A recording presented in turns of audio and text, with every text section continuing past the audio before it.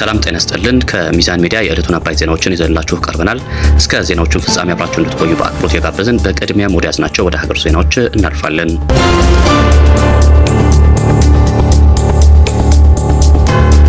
ከመጅሊሱ መፍትሄ ስላጣን ከመንግስት መፍትሄ እንፈልጋለን ሲሉ በጉጂ አባ ሁሬራ መስጂድ አካባቢ ሙስሊሞች ጥሪ አቀረቡም።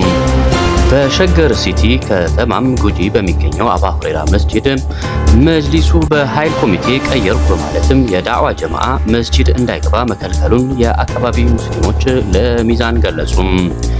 የአካባቢው ሙስሊሞች አባ ሁሬራ መስጂድ በዳዕዋና ኢንቴቃሊ የተመሰረተ የአካባቢው ህዝበ ሙስሊምም መዋጮ አድርጎ ያቋቋሙ መሆኑንም ገልጸዋል። ከተቋቋመ ጊዜ አንስቶ በአካባቢው ምንም አይነት ችግር እንዳልነበር የገለጹት ሙስሊሞችም ህዝቡም በመረጠው ኮሚቴ ሲተዳደር በሰላም ቀጥሎ ነበርም ብለዋል። ይሁን እንጂ አሁን ያለው መጅሊስ ከመጣ ወዲህ ኢማም እንቀይራለን፣ ኮሚቴ እንቀይራለን፣ መስጂዱን አስረክቡን የሚል ተደጋጋሚ ትንኮሳዎችን መጅሊሱ ሲያከናውን መቆየቱንም ለሚዛን አስረድተዋል። በዚህ ሰበብም ማህተም ካላስረከባችሁ በሚል ህዝብ የመረጣቸው ኮሚቴዎች እና ሌሎች የመስጂዱ አባላት ታስረው መፈታታቸውንም ለሚዛን አስረድተዋል። በዚህ መሰረት በህዝበ ሙስሊሙ ላይ የአምባገነን በትሩን ሲያሳስር የነበረው መጅሊስም የጉጂ አባ ሁሬራ መስጂድን በኃይል ከተቆጣጠረ በኋላም ከሰሞኑ የዳዕዋ ተብሊግ ጀማዓም መስጂድ እንዳይገባም የአካባቢው ህፃናት መድረሳ እንዳይገቡ ማሸጉን፣ የአካባቢው እናቶች ከሚቀሩበት መከልከላቸው፣ በመስጂድ የሚደረጉ ተዓሊሞች እንዲሁም አውራዶች መከልከላቸው ለሚዛን ገልጸዋል። ይህ ሲሆን መጅሊሱ ከወሊሶ ጀምሮ የአካባቢው ማህበረሰብ ሲመሩ የነበሩም ኢማምን በህገወጥ መንገድ አባሮ ቢድዓና ሽርክ እያለ የአካባቢው ሙስሊምን ከመስጂድ እንዲወጣ ከሚያስተባብርና ከሚያበጣብጥ እንዲሁም ከመጅሊሱ ጋር በመናበብ የሚሰራ ጽንፈኛ ሰው ካመጡ በኋላ ነው ብለዋል። የአካባቢው ሙስሊም ማህበረሰብ የአባ ሁሬራ መስጂድን ጉዳይ በተመለከተ የተፈጠሩት ችግሮች በሰላማዊ መንገድ መጅሊሱ እንዲፈታም አግባብ እንዳልሆነም በማስረዳት ለልጆች እና ለአዋቂዎች ጠቃሚ የዲን እውቀት አስተማሪዎችን በእውቀታቸው መሰረት የመጅሊሱ እውቅና ሰጥቶ ፍትሃዊ እንዲሆን መስጂዱ ላይ የቀድሞ የነበሩ ፕሮግራሞች በወጣላቸው ፕሮግራም መሰረትም እንዲቀጥሉ እንዲያደርግ ህዝቡ የመረጠው ኮሚቴ መጅሊሱ እንዲቀበል በተደጋጋሚ መጠየቃቸው ለሚመለከታቸው አካላትን ማሳወቃቸው ለሚዛን ገልጸውልናል። ይሁን እንጂ መጅሊሱ የአካባቢው ሙስሊም እንደ ሙስሊም ባለመቁጠር ዳዕዋ እንዳናከናውን፣ ልጆቻችን መስጂድ ገብተው እንዳይቀሩም፣ ባለቤቶቻችን ከመስጂድ እንዲርቁ በተለያየ መልኩም በእስርና በዛቻ እያስፈራራን ከመጅሊሱ መፍትሄ አተናል፣ መንግስት መፍትሄ ይስጠን ሲሉም የጉጂ አባ ሁሬራ መስጂድ የአካባቢ ሙስሊሞች ቅሬታቸው ለሚዛን አቅርበዋል። የአክሱም ሙስሊም ተማሪዎች ሂጃብ እንዲለብሱ የሚፈቅደውን የወረዳ ፍርድ ቤት ውሳኔም የዞኑ ማዕከላዊ ፍርድ ቤት ቢያጸናም ወደ ትምህርት ገበታቸው አለመመለሳቸው ተገለጸም። የአክሱም ከተማ ወረዳ ፍርድ ቤት በከተማዋ ትምህርት ቤቶች ውስጥ ሙስሊም ተማሪዎች ሂጃብ እንዳይለብሱ የሚከለክለውን መመሪያ በማገድ ያስተላለፈውን ውሳኔ የዞኑ ማዕከላዊ ፍርድ ቤት ማጽናቱ ተገልጿል። በወረዳው ፍርድ ቤት የታገደው የትምህርት ቤቶች አስተዳደራዊ ውሳኔ እስከ ዛሬ በትምህርት ቤቶቹ አለመተግበሩ እና ተማሪዎችን መማር አለመቻላቸውን ከትግራይ እስልምና ጉዳዮች ከፍተኛ ምክር ቤት ያገኘነው መረጃም አመላክቷል። ለወራት በትግራይ ሴት ተማሪዎች ከፈተና ከትምህርት ገበታ ውጪ መሆኑን ጨምሮ ነብዩ ሰለላሁ ዐለይሂ ወሰለም በአደባባይ የተሳደበው እፎ የተባለ ግለሰብ ላይ ክስ መስርቶም ማስያዝ አለመቻል የሙስሊሙ ጉዳይ ያላሳሰበው መጅሊስ ዳተኝነቱን ያሳያል ሲሉም ትዝብታቸው ለሚዛን አጋርተዋል። በትግራይ ክልል የሂጃብ ጉዳይ አስመልክቶ የክልሉ የእስልምና ጉዳዮች ምክር ቤት ክሱን ወደሚመለከተው ከፍተኛ ፍርድ ቤት ወስዷለው በማለትም በአክሱም ወረዳ ፍርድ ቤት የተላለፈበትን የ12500 ብር ቅጣትም አግባብነት እንደሌለው በመግለጽም ውድቅ በማድረግ ፍርድ ቤቱን ገንዘቡ ለምክር ቤቱ እንዲመለስ ማዘዙንም አስታውቋል። በትግራይ ክልል ከሰሞኑ ከፌዴራል መንግስት ጋር በተደረሰው ስምምነት መሰረትም በትግራይ ክልል በሂጃብ ጉዳይ የተነሳውን ውዝግብ እንዲሁም በአክሱም ያለው አግላይ አስተዳደራዊ ሁነትም ይፈታል እንዲሁም መፍትሄ ይሰጣል ብለው እምነት መጣላቸው ከመቀለ ሚዛን ያነጋገራቸው ሙስሊሞች ገልጸዋል። ኡስታዝ ሐሺም ለህይወታቸው በደረሰባቸው ማስፈራሪያና ዛቻ ከስልጣን ለቀቁም። የአዲስ አበባ መጅሊስ ኡስታዝ ሐሺም ከውስጥ ባሉ መድኸሊዮችና ውጪ ባሉ መድኸሊዮች ቡድን በደረሰባቸው ጫና ማስፈራሪያ ሳቢያ ከስልጣን ለመልቀቅ መገደዳቸው በደብዳቤ ለፕሬዝዳንቱ ማስገባታቸው መዘገባችን ይታወቃል። በዚህ መሰረት ከመጅሊሱ በጫና እንዲለቁ ዘወር እንዲሉም ሲፈለግ የነበረው ኡስታዝ ሐሺም ለመጅሊሱ ያስገቡትን ደብዳቤ እንዲለቁ በሚፈልጉ አካላት ውሳኔ ተቀባይነት አግኝቶ መጅሊሱን እንዲለቁ መደረጉ የሚዛን የውስጥ ምንጮች ገልጸዋል። በአዲስ አበባ መጅሊስ ውስጥ ፕሬዝዳንቱን ጨምሮ በውስጥ አካላት ከውስጥ በሚዘወረው የመድኸሊ ቡድን በኡስታዝ ሐሺም ላይ ከአንድም ሁለቴ በቢሮአቸው ጭምር ዛቻና ማስፈራሪያ ተደርጎባቸዋል በማለት የሚዛን ምንጮች ገልጸዋል። ማስፈራሪያው በአዲስ አበባ በመስጂዶች ሰላማዊ አየር ማስፈንን በተመለከተ በአቶ አዩብ ደርባቸው እንዲሁም መሐመድ አባተ የወጡ የመስጂዶች ወረራ እቅዶች አልቀበልም በማለት ማስፈጸም አለመቻላቸው ነው ብለዋል። በዚህ የተነሳም በእሳቸው ዙሪያ መጅሊስ ውስጥ ያለው ጽንፈኛ ቡድን በተለያየ መልኩ የስም ማጥፋት እንደሰራባቸው ለማወቅ ተችሏል። ኡስታዝ ሐሺም በተለይም የምርጫ ጊዜን ይፋ ከተደረገ ወዲህም በመጅሊሱ በውስጥ ባሉ የመድኸሊ ቡድን አባላቶች የወጣው የ21 መስጂዶች ላይ ረብሻ የመፍጠር እቅድን ባለመስማማታቸው ጫናውና ማስፈራሪያው የበረታባቸው ሲመጣ ለህይወታቸውና ለቤተሰቦቻቸው ደህንነት ስጋት በመሆኑ ለመልቀቅ መገደዳቸው የሚዛን ምንጮችም ገልጸዋል።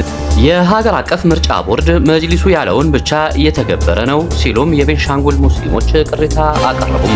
መጅሊሱ ምርጫ በሚል ማጭበርበሪያ የዳቦ ስም በኢትዮጵያ ሙስሊሞች ላይ ላለፉት 3 ዓመታት ያሳደረውን ጭቆና፣ እስር፣ እንግልት ለማስቀጠል እየሰራ መሆኑን ቅሬታ እየቀረበም ይገኛል።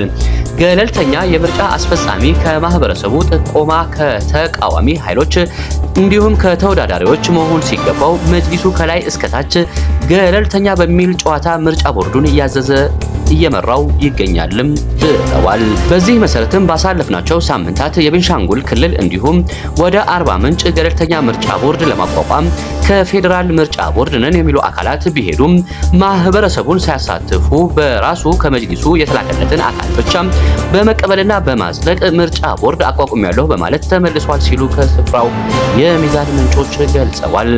ማህበረሰቡ ገለልተኛ ያላቸው አካላት ጭምር አዘጋጅቶ ለመሳተፍ እየጠበቀ የነበረ ቢሆንም ባላወቀና ባልሰማ ለማለፍ ሞክረዋል። በግልጽ ምርጫ ቦርዱ የመጅሊስ ስራ አስፈጻሚ ተላላኪ መሆኑን ያሳየ ሆኗልም ብለዋል። ስለዚህ ምርጫ ቦርዱም ተስተካክሎ አካታች ምርጫ ቦርድ አሳታፊና ተአማኒ ገለልተኛ ምርጫ እንዲደረግም እንሻለን በማለትም ጥሪያቸውንም አቅርበዋል።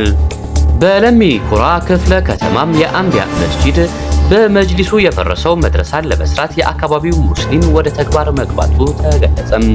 በለሚ ኩራ ክፍለ ከተማ የአንቢያ መስጂድ በመጅሊሱ የፈረሰው መድረሳን ለመስራት የአካባቢው ሙስሊም ማህበረሰብ እንቅስቃሴ የጀመረ ሲሆን መጅሊሱ የጸጥታ አካላትን ይዞ በመምጣት እንዳይሰራ ለማስተጓጎል መሞከሩን የሚዛን ምንጮች ገለጹም።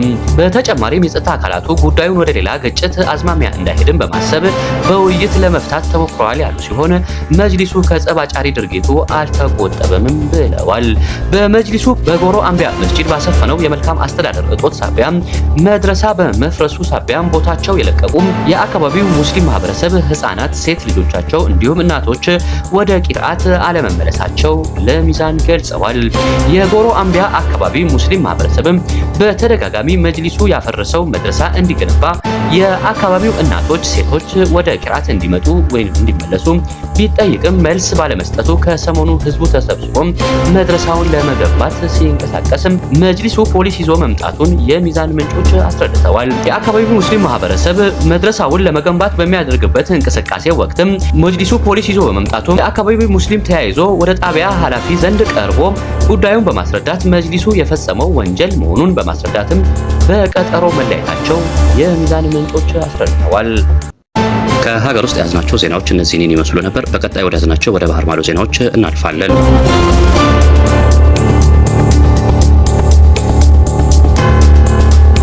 ቻይና ከአሜሪካ በሚገቡ ሸቀጦች ላይ የጣለችውን ቀረጥ ወደ 25 በመቶ አሳደገችም።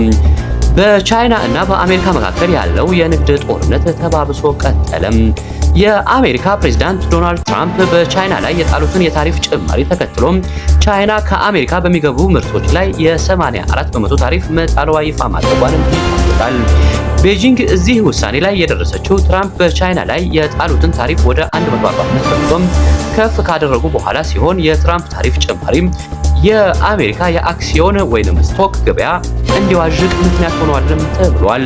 አሜሪካ እና ቻይና አንዳቸው በሌላኛቸው ላይ የሚጥሉትን ታሪፍ ከፍ በማድረግ እርስ በርስ የታሪፍ ፉክክር ውስጥ መግባታቸው አስጊ መሆኑንም የምጣኔ ሀብት ባለሙያዎች ገልጸዋል።